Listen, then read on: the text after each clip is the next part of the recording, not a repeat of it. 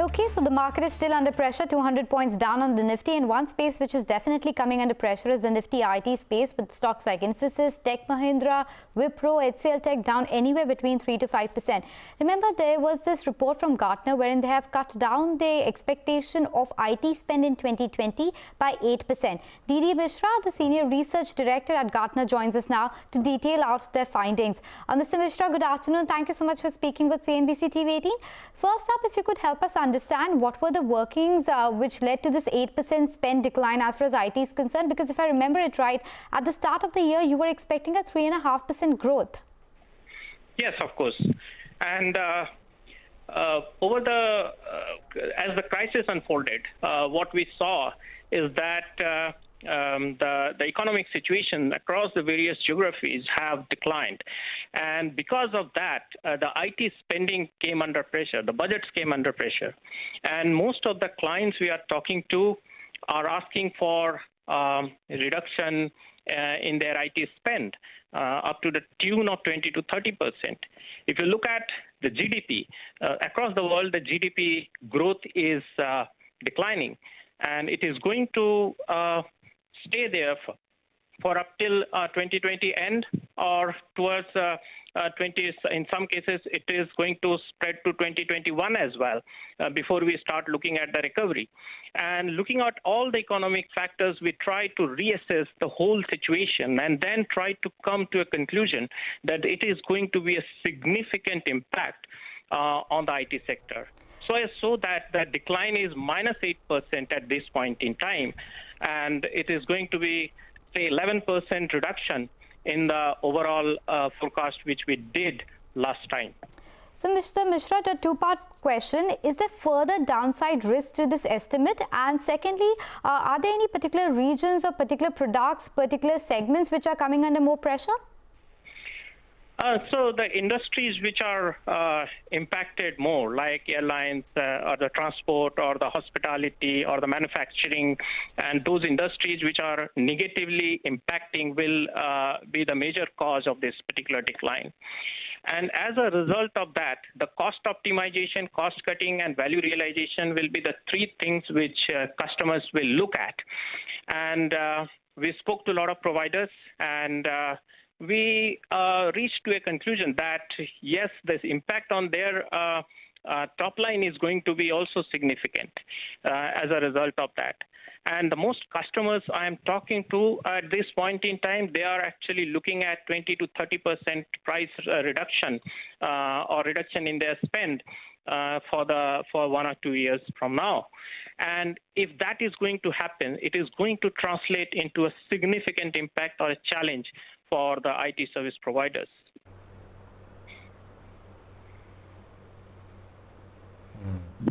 Mr. Mishra, I mean, is there any way to assess any permanent changes to demand? Whenever this thing sort of finally comes to some sort of an end, and work goes back to more normal kind of levels, we'll come back to a more normalized environment. Are there going to be lasting impact as well? Any way to measure that? Have you done it? See, the impact is going to be not going to be long lasting, and at some point we see the recovery will start happening. But we need to remember there is a significant difference this time. Either you see a recession coming from a demand side or a supply side. So either it is a supply shock or a demand shock. This time it is demand and supply, both the shocks at the same time. And that is the reason why it is going to be so much significant and severe.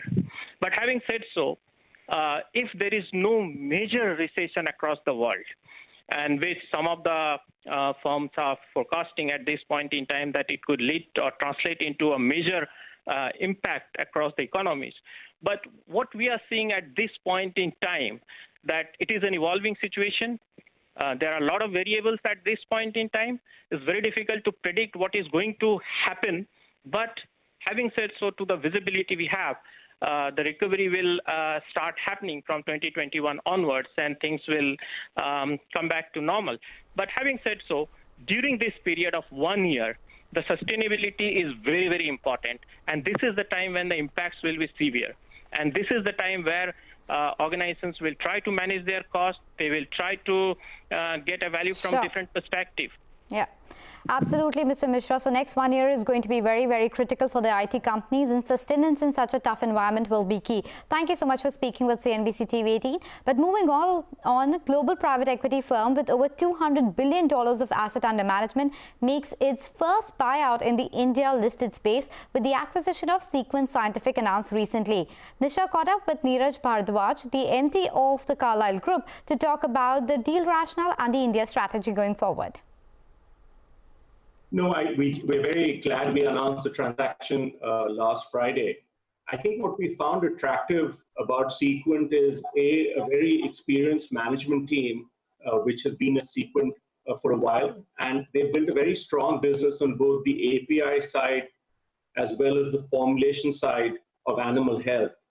I think in specific around the animal health sector, we like it because there is increasing protein consumption globally, and increasing awareness of food safety, especially with the increase in disposable income. I think from a Carlyle perspective, we have been following this sector of animal health for a while. We have historically done deals in the animal nutrition space, in the animal feed space, companies such as ManaPro and CPP. And we obviously have a strong investment thesis behind the pharma sector with deals such as Innova, which is a spin-out from Valiant, companies such as PPD, which is one of the largest CROs in the world, AMRI, which is a CDMO. So I think as what Sequent brings together is obviously a strong sector tailwinds in animal health, a very experienced management team, a strong platform in API and formulations, and then an area where Carlyle can add value given our global reach and industry expertise in animal health and human health. Right. Now, one question that a lot of analysts have also raised, and maybe you will be able to answer that, is that why is the Sequent Scientific deal done at a valuation which is much cheaper than the only other peer which is listed globally, which is Zeotil of the US, despite showing enough growth and as compared to the peer as well? It would be hard for me to comment specifically on that, but we believe it was a fair valuation for the company, and not all companies are created equal.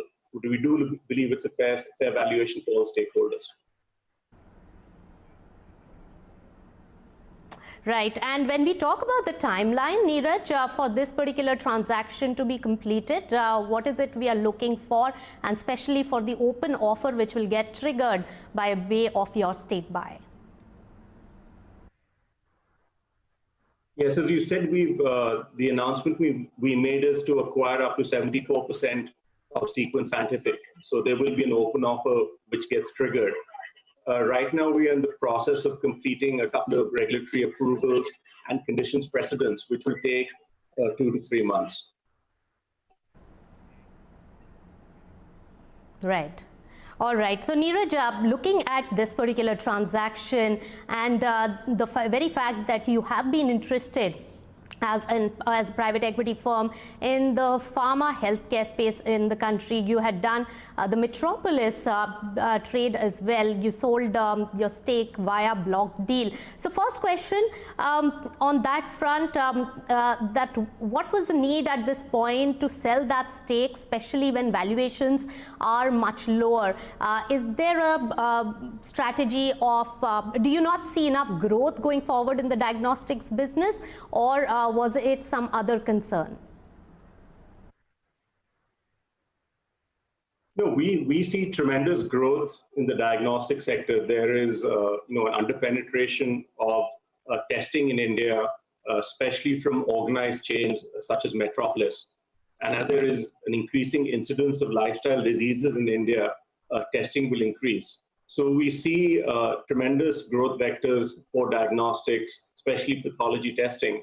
I think, as you know, the private equity business model is about entry and exit. And so this was along the lines of having an exit in a company where we had been for about 4 or 5 years.